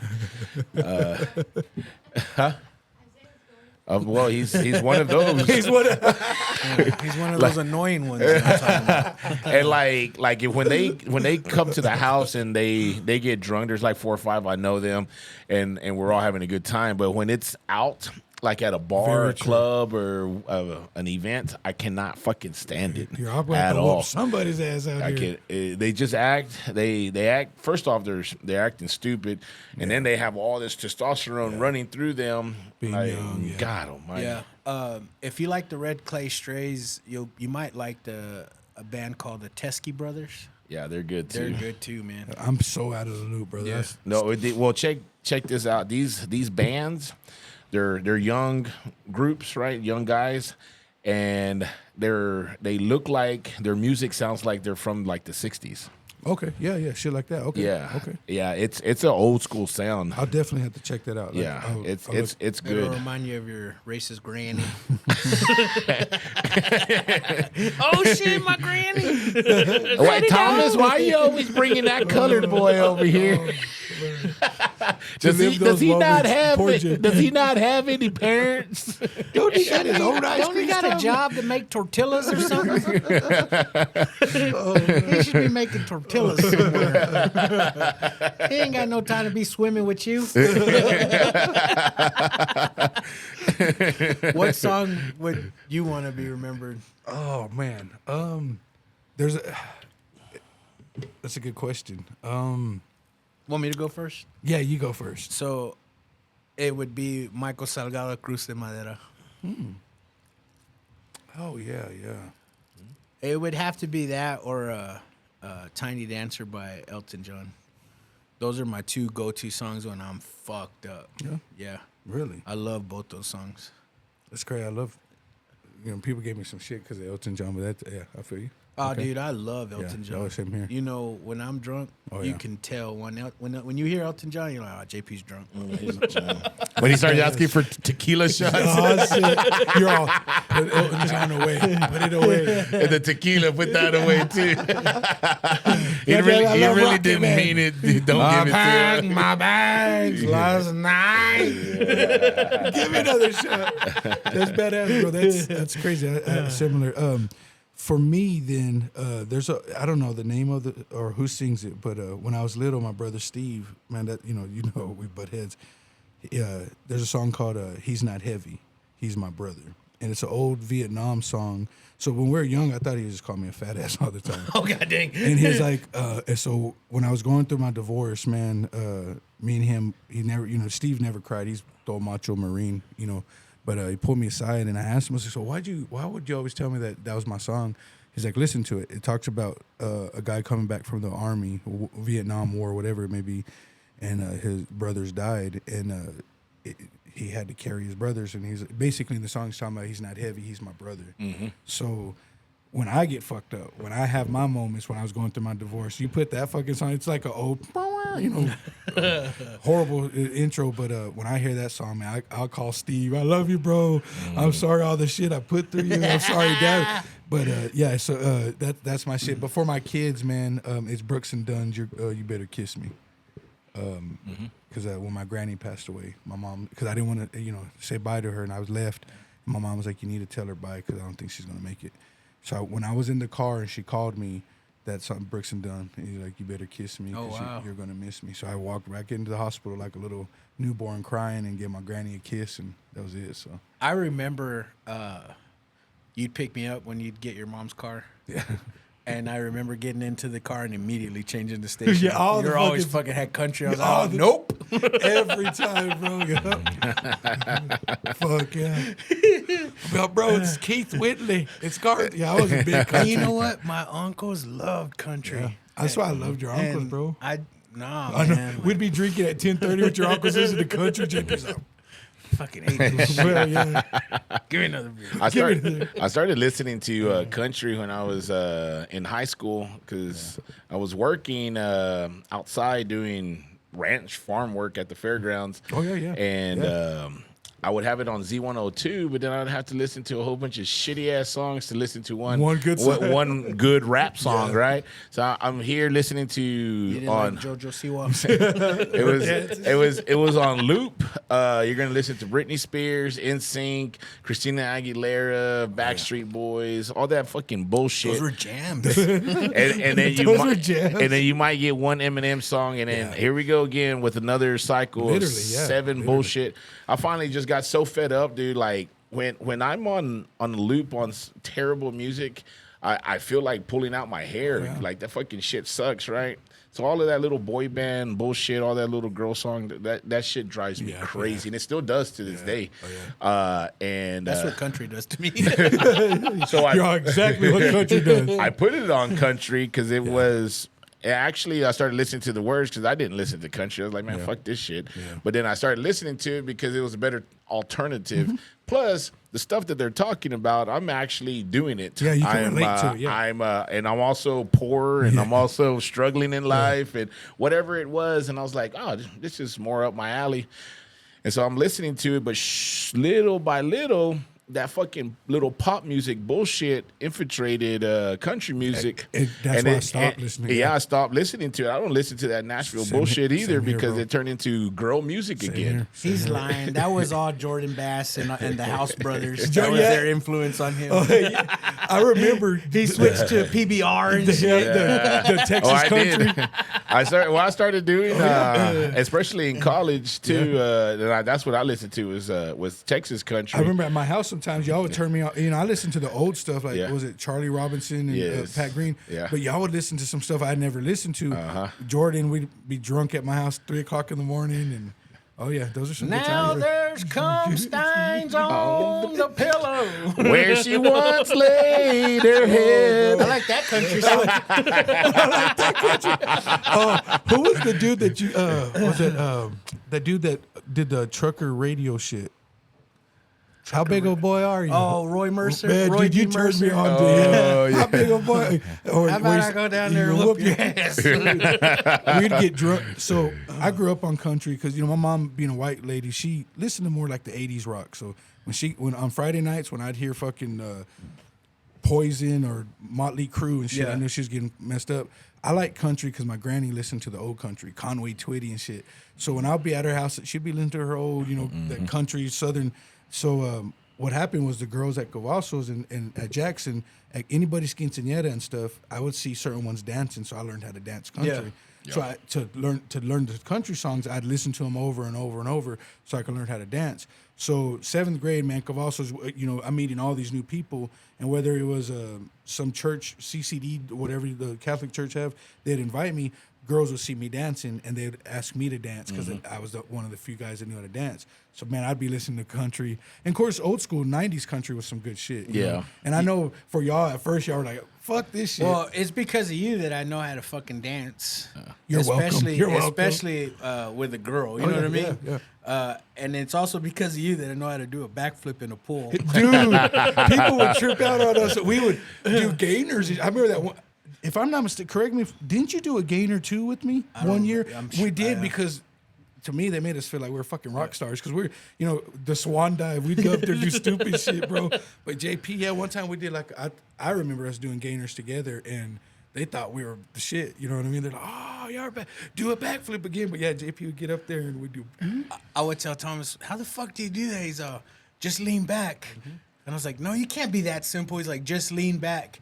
I fucking jumped up there, I leaned back, and I fucking landed flat on my back. That's the time. And it felt like I fell like on a brick wall, dude. God, it hurt so bad. And I was like, fuck you, Thomas. He goes, well, you're supposed to lift your legs. I goes, all you told me was lean back, bitch. I remember that. You were in the pool swimming. You motherfucker. Yeah. Back all red. We would. I remember you would once, man. Remember when you would do the splash and you get the lifeguard? Yeah, all she fucking would wet? get They'd mad, pissed. dude. They'd want to. One more time, I'm getting y'all out the pool. He'd Once go- again, fast. And when I say, dude, he would do so. Back in the day, if anybody remembers at Rogers Montelongos, whatever you call it, the fucking tower that they sat on was big. Dude, it was fucking scary It was up tall. there to me, actually. And JP would the water would go like 4 or 5 feet over their head, dude. And he was like, JP would come up. Did it go far? I was like, dude, that motherfucker. We would have I fun. knew because we lived there All the So time, I bro. knew how to make the splash go high. Yeah. As soon as you'd hit the water, like you'd tuck your knees in, so that way it would like a suction cup Yeah. to the water. So when you hit.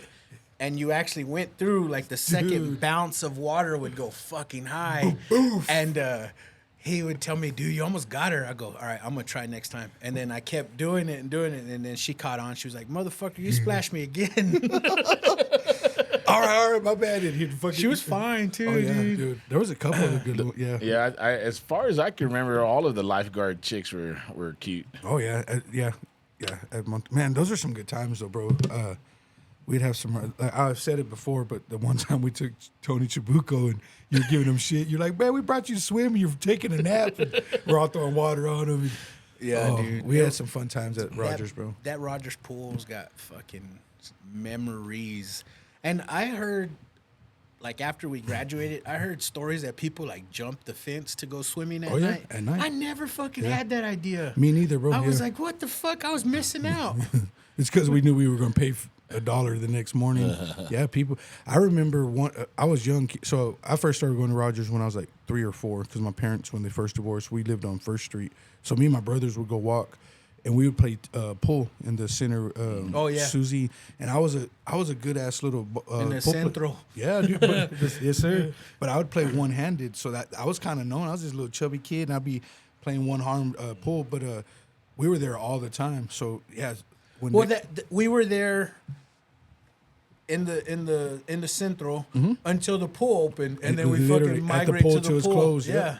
We'd take our break to go get something And then from I Don's. just hated it. I fucking hated it. I had to go home before 5 because my mom left for work at 5, and all y'all fuckers are still out there. Go, Till I six. gotta go. Man, yeah. It sucks that they took the pools away, and I know they're gonna bring some Splash pads. Get the fuck out of here. They with should have that, dude. added that when we had pools, man. And I hope more and more people do bitch about it, because I've seen where people, it does suck, man. You see where those 2 people drown. Now that's not a direct correlation, because people go. Oh, jumping, in Dunbar Park? Yeah, when I saw that Yeah, 41. Dunbar Lake. Yeah, man. And so I pray that Lubbock does do something. You don't think there about was that. some foul play in that shit? Man, yeah. I don't know. People recording it in the first place. Oh, they did? Oh yeah, there was people there. Oh, sorry about that. There was people talking about. There's video of people recording, and of course they're saying, "Oh, well, they were trying to help them. There's nothing they can do," and then they said, they were trying to tell them not to get in there." Well, man, I've had family members that will talk shit to you, man. Quit being a little bitch, get in there, and then when you get in there, oh, I'm so sorry.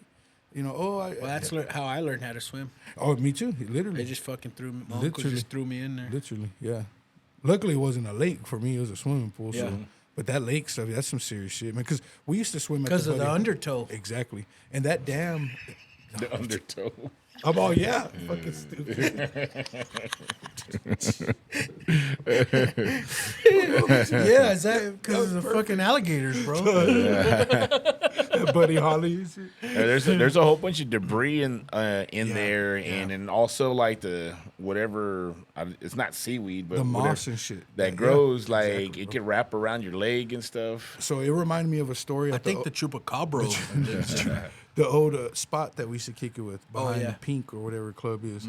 I was telling my girls years ago. And I showed her the spot. really, legendary, bro. We've It's had blocked off. You can't drive over there no more. oh shit. Yeah. So you remember how you could drive down? Well, you there? can still drive down, but you can't drive to where those trees were where we would So that's fucking barbecue and shit. Well, I don't know if Jacob Sines, man, I know he listens. If he'll remember this, one night we were going out there. We're gonna drink some beers, and Ariel and a couple of the younger people with us. Jacob's little brother was with us, Jeffrey, and we go out there and we're drinking. And from a distance, we hear like help, yelling. But we're getting fucked up, music blaring, and me being intuitive, I'm like, hey, turn your music down. And sure enough, we hear help, help. So we're like, oh fuck. And so my first reaction, I just take off running. And so you remember how like where you could park and you drive where we said we go barbecue and there's another dock kind of on the other side. You ran home or what? No, we ran after. They're help. I'm like, fuck this. Yeah, I'm out of here. Well, I was all Baywatch, bro. I took off running, dude, and I'm taking my shirt off, like just natural reaction, like, oh shit, somebody. So it's me and Jacob Sines, I think. No, me and Jeffrey. I think Jacob and Ariel were laughing at us. Like they're in the truck.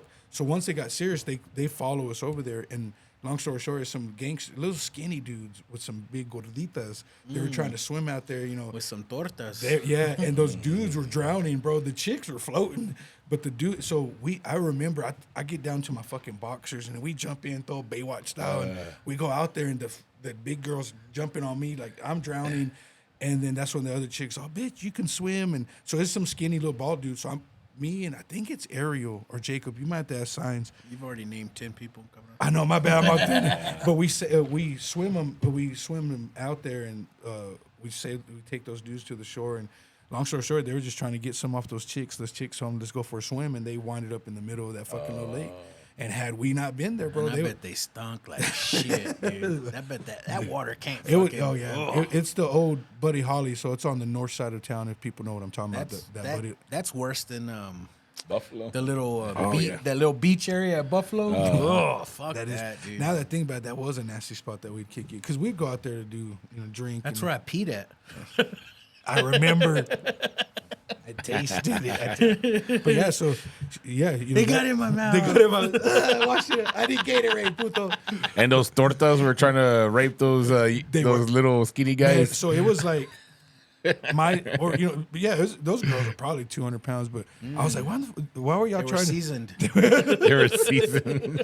Oh, when you said that, bro, it's totally off topic. A few weeks ago, me and Sam went to go get some cakes for the T-ball celebration. We ran into Hector Pena. Oh, for real? And bro, the dude is He's still fucking... So we're walking. I'm blind as hell on my glasses, and I'm talking to San Juan, and I see some short Mexican dude. He's like, hey. He stops. He goes, San Juan and Thomas. I always heard y'all were a couple. And then San Juan we were just laughing. Yeah, it was good times, bro. I told him, about your party. He said he's heard it. He told me he had another kid just recently, so Oh, they really? started over. God So he's a damn. grandpa, and now he has like a 4 or 5 year old, I think. So shout out Last to time Hector, I talked man. to him, he was like fostering like 4 kids. Yeah. Man, he's still stupid and shit. And I love that dude, man. Like I told him, it was good seeing him. I'd never really got to thank him for what he did, but He's like, you don't want to walk around your house in your chones, bro? oh, bro, yeah. So he's Shit. shout out to Hector Pena, man. if he Fuck, that's listens. crazy, bro. But yeah, the way he said it, he's like, I always heard you and San Juan were a couple. I was like, yeah. He's still working as a sheriff, right? Or no? No, I had him on Facebook years ago. He was doing some medical program. I don't know. Oh, that's right. Yeah, No, I'm lying. I did talk to him. He's not. Yeah. Yeah. I remember when he was working as a sheriff, I got arrested. I remember seeing him there. It's kind of a wake up moment. I was like, he's like, really, Thomas? I was like, hey, Hector, give me some. Hey, give me some Fritos. Give me some soup. Hey, bro, I'm hungry. He's like, you're here for a day. Hey, man, I need commissary, bro. Put some money on my books. This ain't prison, Thomas. I was all trying to get neck tattoos. He's like, sir, you're going to be out in 45 minutes. Fucker, this ain't prison, dude. Jail, man, I went to jail one time. I was like, I'm never coming back. It did its job. He was already sending kites down. Oh, yeah. Like I said, I was trying to Hey, get pass the law. wire. I was trying to join La Honda and shit for a speedy ticket. No está el alambre, güey. Hey, when you got arrested, right? Yeah, How long did it take for you to take a shit? I didn't. You bro. didn't? No, I did. Fucking Rattlesnake Roy said he immediately took a shit. he needed one. Yeah. No, I did. Luckily I went to jail with God rest his soul, Ariel, man. We got put in jail together, so I had a friend to kind of keep me calm. And I remember the old school jail. I had hit my head. I was like, oh fuck. I was like, oh no, he hit his head. He goes, oh fuck. I was like, oh, it's just plaster. He's like, plaster my ass in jail. And I remember it just got quiet real quick. I was like, it was our joke because he's like, plaster my ass. And this big white dude looked at us. I was like, oh shit, I'm ready to go home. That was steel. It was, yeah. I'm not gonna put my buddy's name out there, but I had a buddy that was in jail for 3 days, and he said he didn't take not one shit for 3 days, dude. It's like, Oh, I bet your stomach was a rumbling. yeah. Gone out, yeah. I would have immediately had to go home, like get out or bailed out or whatever the fuck, and then straight home. Well, shit, I couldn't take a shit at Lubbock High in high school. Remember, I'd walk home, I'd skip class to go take a shit, so I couldn't shit in the rest. That's probably what kept me from going back to jail. Is I didn't want to take a shit in a jail cell. I listened to a podcast, and he was talking about. I can't remember what podcast it was, but he said he got arrested for warrants for a speeding ticket. He got arrested and went to L.A. County Jail, and dude, he was there for 5 fucking days. And then he got transferred to another department or another section, and when he got transferred, they were like, What the fuck are you like? Yeah, it got what lost. are you doing here? And he's like, well, I've been trying to fucking figure that out. Why am I still here? I've got just put in jail for a fucking speeding ticket. And they were like, dude, you need to get the fuck out of here. Yeah, And he got lost in the system, yeah, bro. that shit happens, dude. God And when I almighty. read shit like that, you don't think that's real, but yeah, seriously, when you get lost in the system, and they're like, oh, sorry, Yeah, he said 5 fucking days, dude, for a speeding ticket. I'd be pissed too. Yeah, no shit, man.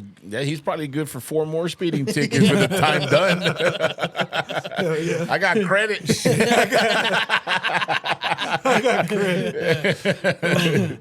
Real quick before we fucking leave, bro. I wanted to ask you, what does success mean to you, bro? Good question, man. I thought about that, and it might be something similar you've talked about. When I see others doing not just well, but growth, and by others, I mean like my family, what we call a circle, or people that I value and I love. When I see them succeeding, quote unquote, or growing in their life, whether it's their marriages, their jobs, that's success for me. Mm-hmm. So when I see other people doing well, because it motivates me to do well. So success for me is when I see growth in other people. So it could be as simple as, working out. Could be as simple as wrestling, a person who's put the work and the effort in. That you've worked through them for that? Yeah, and so just seeing a person's growth, whether it's in finances, business, school, In life. in life in general, growth to me is success. That's badass. What about you, bro? The success to me is continual progress. Yeah. You cannot stay stagnant. You always have to strive for more, and when you do get some more, you get a brand new vehicle, and it don't matter if it's a BMW or a G-Wagon or a little Honda something. Yeah. It's brand new. Yeah. And you're proud of your brand new vehicle, and it works, it runs, you're making the payments, you don't miss payments, you pay the insurance, Right. you take care of it. You got yourself a pad, a nice home. And a nice home doesn't mean a big giant home. It just means a nice cozy place that you like going to. Yeah. It's also getting paid for. You got all the utilities. And if you have children, you have a wife, Yeah. everything is taken care of. They're not going without. There's no hostilities happening within your own environment. That is successful. Damn right. Yeah. Damn right. Damn right. Fuck yeah. I was watching something before I came up here with Alex, and basically like a ultra rich dude, and like his personality is secluded to being his own prisoner in his own house, because who's gonna hang out with you? Like who do you hang out with? And I told her, I turned around, I was like, God damn, I'd fucking hate to be that goddamn fucking rich. Yeah. And she looked at me like, why wouldn't you want to be so fucking rich? And I was like, I want to do normal stuff. Yeah. I want to go do regular things. Exactly. And you can't when you're that rich. You can't do normal. You don't even know what normal is. And I do not want to be that Good point. that type of He successful. got so rich, he became boring. It's boring. Yeah, you what just else? sit there in your nice palace that you have for what? For nothing. Yeah, And- that's crazy. Yep. I think success means to me, if my circle is together and I'm not there, that no ill words are spoken about me. Yeah. Yeah. Yeah. For real. Yeah, no. That's success for me, man. Just having been a part of all of my friends, all of my family, close family life in a great way, that they have nothing bad to say about me. That's awesome. You know, because I hope you know, because you put the work in for that, right? You know. Yeah. And I think I echo off of both of y'all, because what you're saying, I think that progress and that growth, and the same thing. I try to do good. You know, I try to think about the legacy I'm leaving. So for you to, I understand exactly what you're saying, because you know that when people can speak good about you, no matter what, you've done well on them. Yeah, and I learned pretty fucking early that you don't own hardly anything in this world except your own fucking Yeah, word. yes, sir. Yeah. And I try to keep my word as much as possible. I'd be lying to you if I told you I was batting 1,000, but Yeah. dude, like 95%, I fucking try to keep my word on everything. That's because you're self-aware. I think this generation misses that, right? Because I don't think they value. So it's a lot of things that I hear on, even on the episodes I'm not on, some things y'all talk about, those are the old school things that our parents have taught us, that a lot of people were taught that, but they didn't learn to appreciate them, or they didn't value them. So what the praise that we give our parents and stuff, we also have to, I don't want to say pat ourselves on our back, but know that it was up to us to try to understand what they were trying to teach us. So we value what other people think about us. Yeah. Now, because society tells us, oh, you don't need to care what other people think, which you don't. But I don't want to go home and smoke a bowl of rock, smoke some rock, because I do care what my brothers think about me. You don't want to let people down, but you also have to have that discipline for yourself. So I think, knowing that your name means something, or people value your friendship or your name, that is successful, Yeah, you just brought something to mind, and for anyone out there that needs to hear this, man, the shit that you're trying to obtain, the shit that you're chasing and working hard to get, it's not going to come without discipline. Yeah. Oh, yeah. Like, you've got to sacrifice your old way. You've got to sacrifice something to get what you're striving for.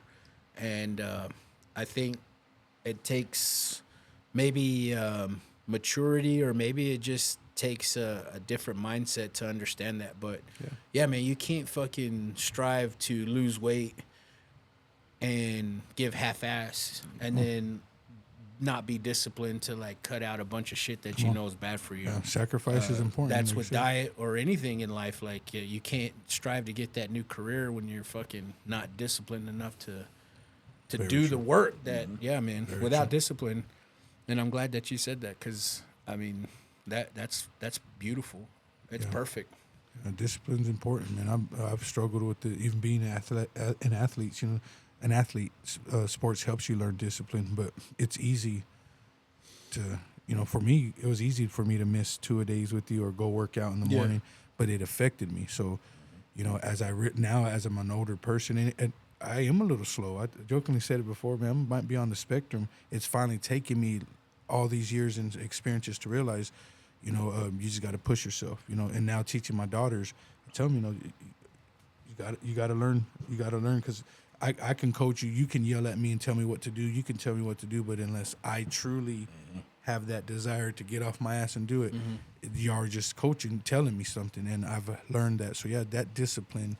Whether it's, hey, I want to go eat a burger right after this. If I know that I'm trying to do something, little steps. If I can say no today, that's a victory, right? So yeah, discipline's important, man. And I wouldn't say that you're on the spectrum, but you probably are learning more now than you did back then, because you probably have a little bit less vices. Yeah. That is mind altering. Yeah. You're paying attention because there's something to pay attention to. And I'm not saying that you can't do those vices. You just can't be doing it all fucking day. No, for real, brother. You can't wake up and do it. You can't do lunch and do it. You can't For real. on my 3 o'clock break do it, and then go home and do it. Well, you're not gonna remember nothing. Yeah. And that's either drinking, that's either weed, and other shit. Yeah, Right. But the two calmest normal ones, weed and alcohol, it's like, oh, there's really nothing really that bad about it. Yeah. It is if you do it Until you all abuse it, fucking day. Oh yeah, I know that for a fact. And so Yes, sir. you're not going to remember stuff. You're only going to remember your own little world in that particular moment. And it probably didn't teach you much. You probably were imaginary or whatever. You came up with this artwork or you came up with some song missed the lyric point or what, of some- yeah. but you didn't get, hey, if you combine these two chemicals in chemistry, it's gonna blow up. Very true, yeah. You or whatever, or seeing examples of people doing good, you just completely missed it, or that maybe they were on mind altering things too, so there was nothing to learn. Yeah. So Yeah. And that goes back to the discipline part. Yeah, you know, and if you don't have it, or if you don't have people around you motivating you to do better or to improve, then you'll stay stuck. And I can only speak from experience. I stood stuck for about 20 years, but it's never too late. That's one thing I've learned from this show and rekindling, just opening up the doors, hanging out with y'all, talking to y'all and stuff, is getting to know y'all all over again. It's never too late. Because I used to think like it was, whether it was school or this and this and that, and then it's never too late, you know. So if anybody's out there struggling with, man, I just want to start walking or start, you know, trying to lose weight, let tomorrow or let today be the first day, you know. It's never too late to get started. No, it's not. And, you know, you'll see the growth. You know, you can't lose weight overnight. It takes time. But as you start going, talks about the growth and the progress, you'll see progress as you put the work in. So, yeah, the discipline for me was instant gratification on everything. Yeah. Like if it wasn't like an instant, then fuck it. I wasn't gonna do it. Okay. So it took me to get, I don't know, like correct that shit like spiritually, like, cause I would wake up in the morning and be like, okay, I'm gonna pray today, and then, well, I'll pray when I get to work. Well, I forgot, right? I go into work and I'm like, okay, well, I'll pray when it doesn't get busy, when it's Pushing slow. it off, And then it, you know what I mean? And then so that would be fucked off. I didn't pray that day. And then the next day I'm like, okay, well, I'm going to meditate and pray. And then the same shit. Well, I'm going to fucking meditate when I come home. And when I come home, I'll pray after I meditate.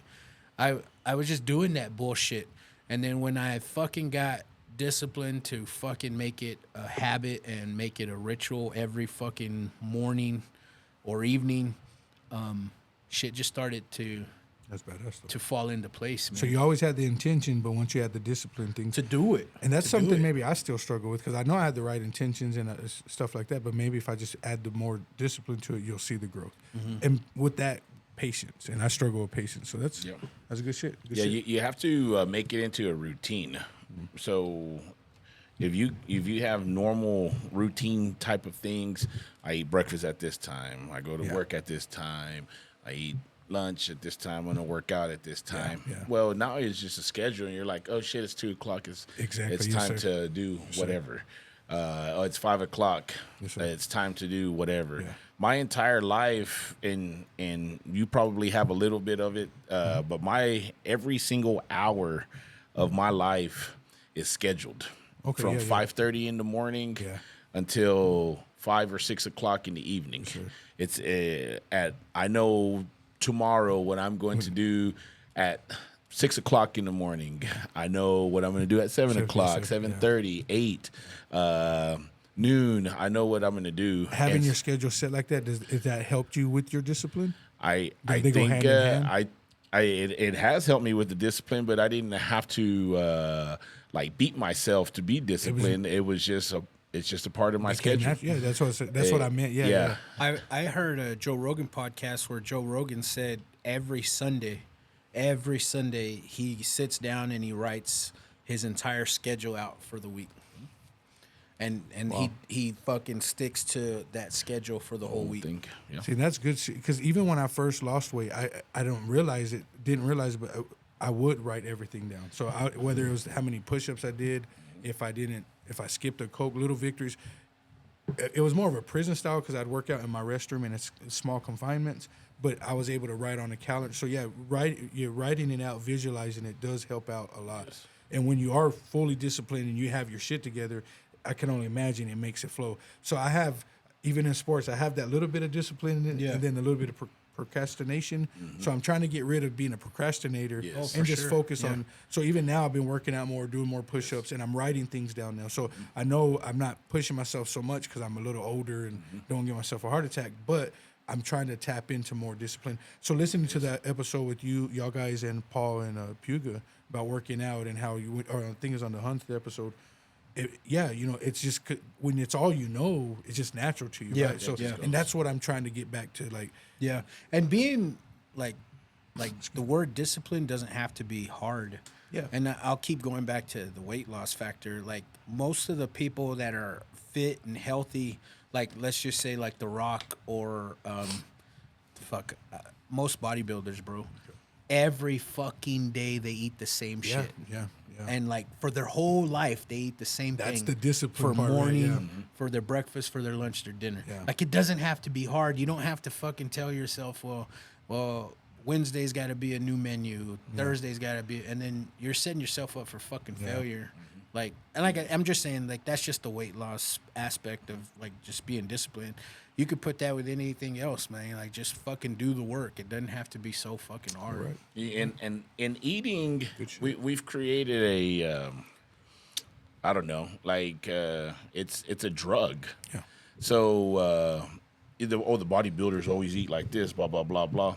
Well, like 100 years ago, 200 years ago, everybody ate the exact same thing every day anyways. Like, what else is there to fucking eat? Yeah, it wasn't like there was restaurants or fast food. And like, I'm just gonna get the ribeye off of this cow right here. No, fuck no. You're gonna eat the same fucking little bullshit. You're gonna eat the and you chicken didn't even know dicks. it was bullshit. But and really, you're eating to survive, and you weren't eating for pleasure. That my brother, man, it used to make me feel like a fat ass, but now I understand it. He would tell me, you eat the chicken dick. Eat the chicken dicks.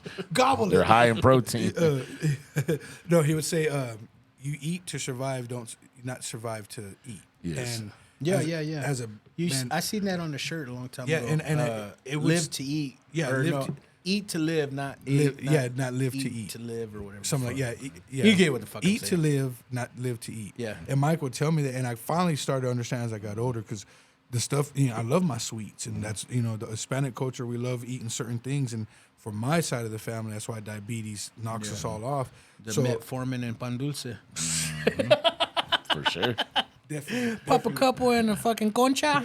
You do? Yeah. Good to go. So, you know, he said that Joe Rogan does his little thing on Sunday. For me, on Sundays, I do a little rehabilitative exercising, and I'm in my own thoughts. I'm the only person there doing it, and I get to think that's to good myself. shit, yeah. And I've been wanting to do this, and it's called 100 Days of Glory. Okay. So every single day, you should have a great accomplishment of some sort. Some of it could just be naturally done, or you can manufacture it. So if you manufacture glory, that means, you know, today when I go to the gym, I'm going to run an extra mile today, or I'm going to try to lift an amount of weight I've never lifted before, something like that, or a new exercise that you couldn't do. I suck at jump rope. Boom, boom, boom. Now all of a sudden you're badass at jump rope. Great accomplishment. Some of the accomplishments can also be that you're striving for something, a job, further education, whatever it is. You want to build something, but every single day for 100 days, try to do something great. Man, that's badass. That's badass. That'll build yourself up, not just yourself, but other people. I like that. That's a good idea, bro. So next time we're on the podcast, we're gonna recap. You're gonna have to write it down. Yeah. You write down what you did that you thought was great that day, and then maybe we can have some topics like what was great.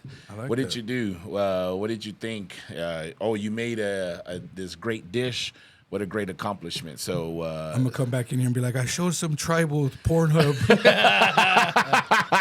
Amazon should be over there. You know, I was a guest on the Panderos when I brought this up, but I didn't know that Texas, the state of Texas, blocked Pornhub.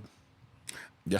Yeah, I remember reading something about that. Yeah, luckily I don't mess with Pornhub X video. Yeah, I saw that because man, some of the stuff they were allowing to be uploaded turned out to be like child porn, and That's why? or that's probably one of the major factors. Yeah, I but- didn't know that so, fucking Texas blocked it. Yeah, because some young girl reported that some guy, like, she was at a party, and so she was sexually assaulted in the sense that she didn't give permission to be videotaped. And so when they do call it revenge porn and shit. So when it was uploaded, I think that was probably what got the ball going on it. But Yeah, because bro. I heard it was something about age, but I didn't. I don't fucking- Yeah, shit because like that. anybody could access it. Yeah. If you had access to the internet, you could be 12 and access See, it. what's crazy is we jokingly talk about it all the time, but years ago it was kind of safe. You knew, man, I could get on a porn site and rub one out. Now, man, some of the stuff that they promote, or even just a topic, they'll say and I say this because I'm a porn expert, but I got 3 accounts. But 20,000 hours under my belt, literally. you know how people have the YouTube plaques, I have a porno plaque. An AVA.